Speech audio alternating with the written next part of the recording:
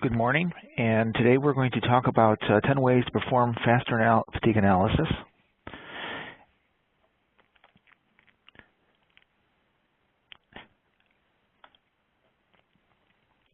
Though this seems hard to believe, the first way to actually go off and to speed up the analysis is to look at the entire model. One of the things that we have as engineers, we tend to want to pick the regions for analysis ourselves, and fatigue damage is actually caused by the range of combined stress, not the maximum stresses for individual load cases. Going in and trying to look at the individual load cases ourselves can be tedious to begin with and misleading many times. If you look at the model here, I have 3 sets of stresses shown for the same model, 3 different load cases, and you can see immediately that the 3 load cases highlight different regions. In reality, critical region on damage is going to be some combination of those stress ranges, and not necessarily at the same location as any of the hotspots on the max stresses. So the first thing we want to do is leverage the program to go off and identify the critical regions for us, and that removes the assumptions that we may make as engineers.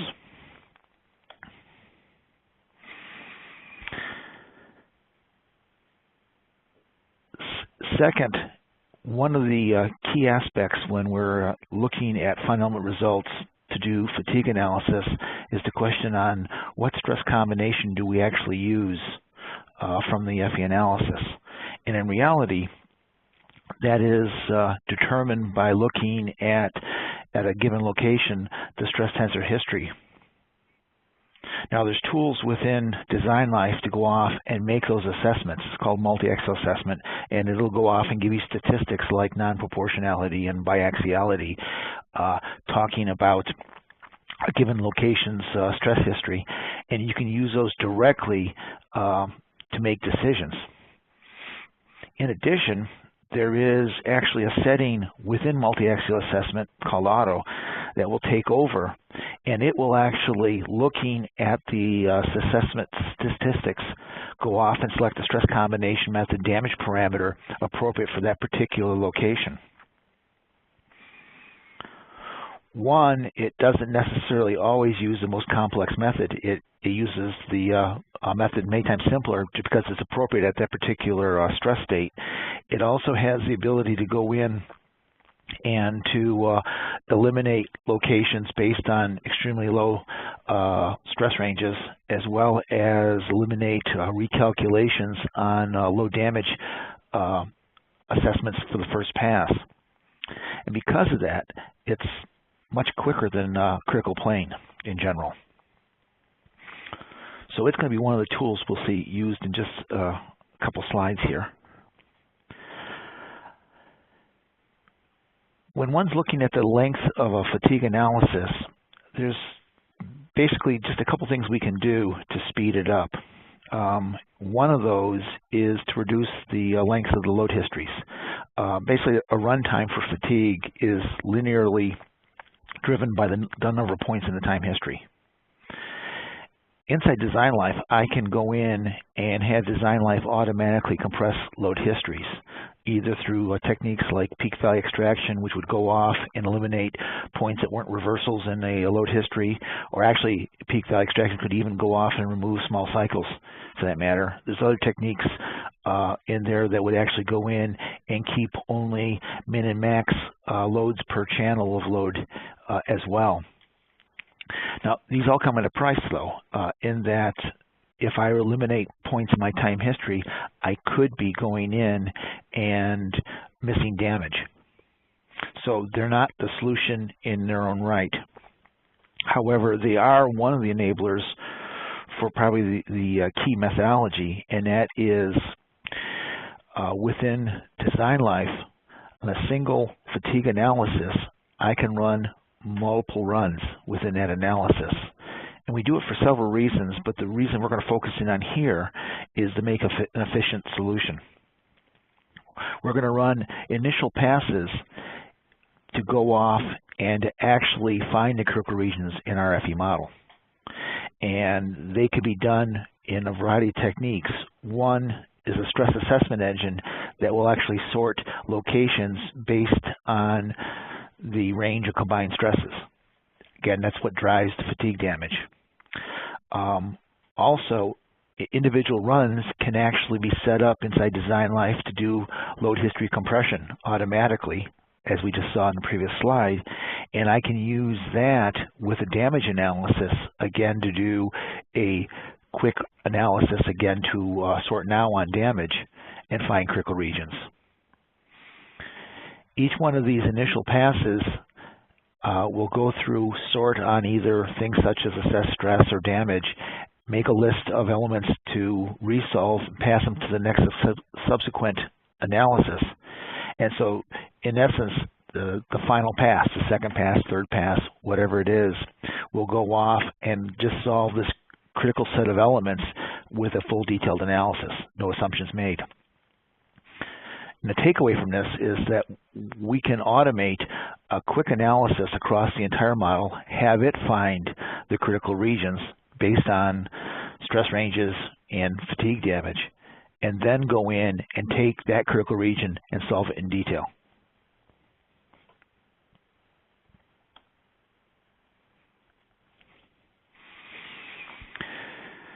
Many of our components do not see a simple loading over their lifetime. They see these complex loads, and we can use duty cycles to try to represent that complex load history.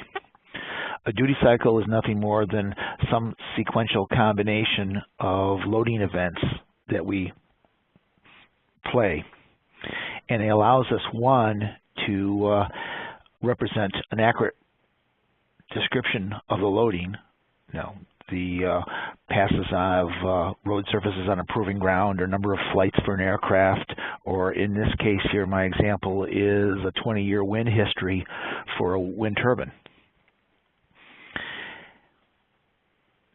In the duty cycle, we're representing that 20-year history, if you look down at the bottom, with 4 events that represent different wind conditions, and each one is just an hour-long sequence of wind loading. So we actually solve that 1 hour time history and then turn around and we can go in and factor it based on repeat counts of how long we want the actual event to happen. And in this case, I have repeat counts that give me scaled up that 1 hour to 5 years, 10 years, 4 years. And so we're able to go off and calculate this 20-year history without concatenating that 20-year history of time. Several other things can come out of the duty cycles. One, I can actually break the damage out event by event, and that can actually save me time in trying to identify load cases that I'm going to use for a reanalysis. If I need to do a redesign, I can identify critical load cases that drive a particular issue. Within the duty cycle, there's a variety of ways to combine events, either individually, like I showed here, or I can concatenate a full-time history, or there's other approaches that go off event by event and look at interaction between events. But the key here is I can go in, leverage a linear damage accumulation, and scale up my damages and avoid having to look at long time histories if I have the ability. Now, when I go off and teach Design Life classes, I always say there's 3 ways I can control, 3 major ways I can control the length of a fatigue analysis. One is by reducing number of elements, and again, we saw that we can do that smartly by using a program to do that filtering for us based on stress range and damage.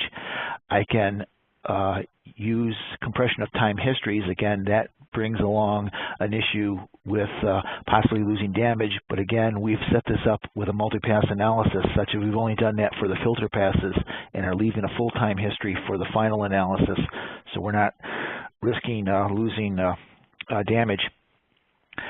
The third approach is to throw more computers at it.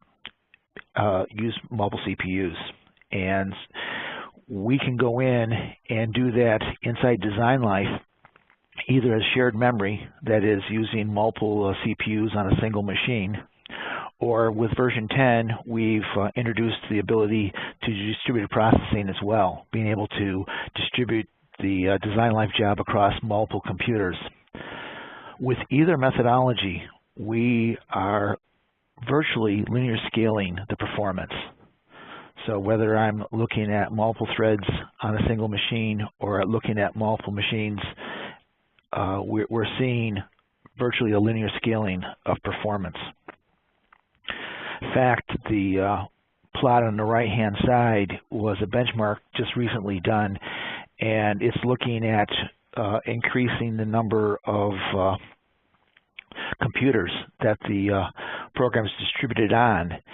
And here we're seeing virtually a linear increase in speed as we use multiple computers.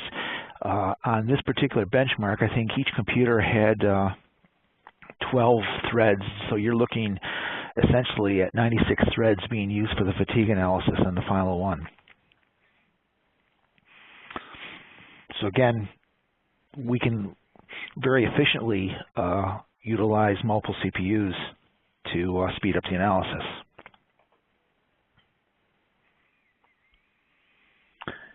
Just getting the analysis to finish doesn't finish our job. We have to go in and examine results. And so there's a variety of features within design life we can leverage. Design life being kind of process-oriented, we can go in and add additional operators, glyphs, at the end of the process to aid us in this. And so there are glyphs such as hotspot detection that I can put into my process. And what it will do is identify critical regions in my model that I can have the display glyph go off and point to identify. Now this can be very important because many times, especially with large models, the areas of max damage can be quite localized. And so this allows us to go in and to find them efficiently. There's a glyph within Design Life called Studio Display that I can build up a report format. And that report will be populated by the results of my analysis every time I do a run, and I can have it actually go off and automatically publish things such as Word or PowerPoint or a PDF document at every run. In addition, there's a variety of glyphs that are available, things such as multi-column filters and sorts that I can use to process the results to eliminate data that I'm not interested in, to reformat the order of data, and to build efficient summary reports, looking at just the critical items, max damage, whatever I'm interested in.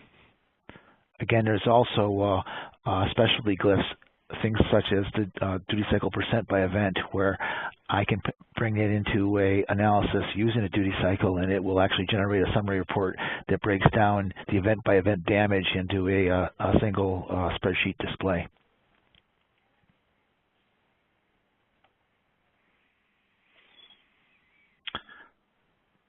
The previous tips were looking kind of in general. There's times where we're looking at specific styles of analysis that we can do things to speed up the process. One involves looking at crack initiation or strain life, where the actual damage parameter is elastoplastic strain. Now, in cases where our model has just localized plasticity, we can actually have Design Life do the plasticity calculation using linear results from the FE program. What this enables me to do, the moment that I'm using linear results from FE, it opens up the possibility of using load case superposition techniques to generate my stress histories. load case superposition would enable me to use linear results out of FE and basically resequence them, scale them to generate long time histories of stresses and strains, which then design life will go off, do the plasticity calculation, allow us to go off and do strain life.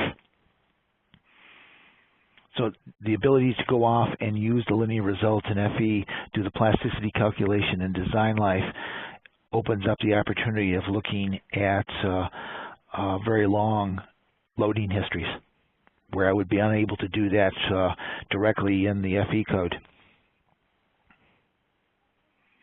In the same vein, when we're looking at dynamics, we have the choice of doing either a direct transient using the nodal degrees of freedom as degrees of freedom, or doing a normal modes transient where we use the mode shapes as degrees of freedom. The normal modes approach basically, again, is going to require a linear analysis, but if I can make those linear assumptions, it's far more efficient, both in terms of the FE solution as well as downstream the fatigue solution. What we can do with the normal modes approach is to go in and use the stresses just from the mode shapes themselves, and those stresses get paired with modal coordinates that are calculated from the normal modes transient. This, in essence, allows me to go in and save a small amount of information, just stresses for the individual modes and these time histories of modal coordinates, and go in and analyze long transients. What will happen, design life will go off and on a location-by-location basis, re-expand the modal stresses and modal coordinates into stress histories, do the fatigue calculation across the model, but we never have to save all that information. And so there's a very significant savings both in runtime and in file size. As a added benefit, when one does a normal modes transient, the majority of the fund element compute time is actually calculating the modal stresses to begin with, and we're able to actually reuse those stresses if we were looking at different loading conditions. So if I have a duty cycle of different transient events, I can reuse the modal stresses, and so we're only going in and recomputing the modal transients with a restart.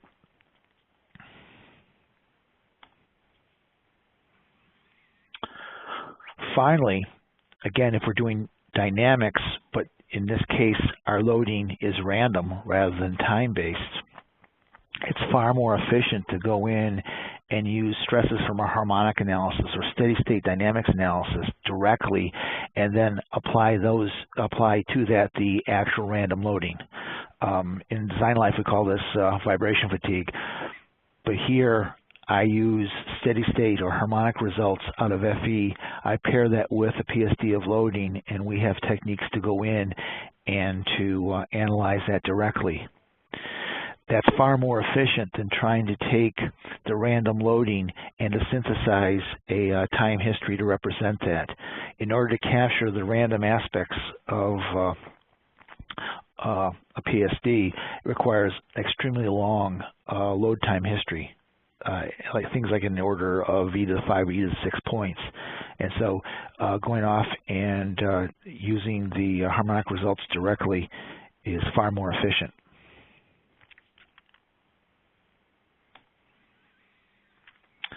Okay, in summary, we've kind of gone through 10 different things that we can do to speed up the analysis. And again, the first one really was looking at removing the man time required to go off and to view FE results to try to identify regions to do the fatigue analysis on. And here we were saying is let the program go off and do that for us, because it's far more efficient at calculating the stress ranges and the fatigue damage. The next three actually kind of go together, but they're leveraging the ability for the program to look at the stress state and pick the best stress combination method for each location, leveraging also the ability to go in and to look at long time histories and automatically reduce their size to speed up the analysis, and putting those together in a multi-pass analysis. The multi-pass analysis here going in and doing one or more filter analyses to go off, identify the critical regions of the model, and then take that final region and run in detail. One thing I will add to this, on the adaptive fatigue, many times we're required either by our customers or by maybe corporate standards to do the final analysis as critical plane. The adaptive fatigue methodology, this model multi-axial assessment equal auto methodology, can still be used in one of the filter runs, because there it's going to go in, run much more quickly than critical plane, identify the regions, and then allow us to go off and do the final pass in whatever setting we want.